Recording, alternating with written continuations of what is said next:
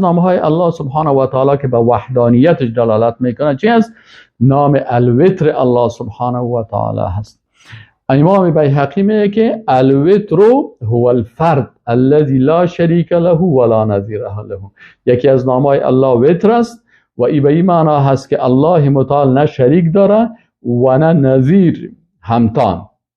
و هذه ایضا صفت یستحقها بذاته. این صفت الله هم است که به یگانگیش به ذاتش مستحق ازیه است. ابو اسحاق ثعلبی چی میگه درباره اسم الوتر الله؟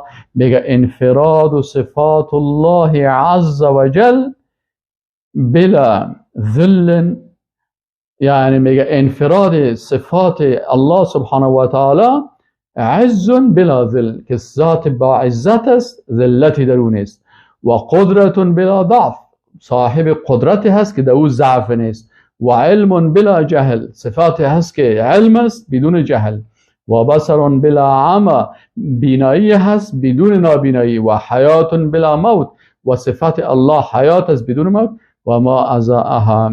پس صفات الله صفات وحدانیت است. صاحب الوجیز در اسماء الله الحسنا چی میگه؟ میگه الوتر هو الواحد الاحد. میگه امین نام وتر الله یعنی به معنای واحد و احد است، الذي لا شریک له ولا نظیر له ولا مثیل له، که شریک و نظیر و مثل نداره.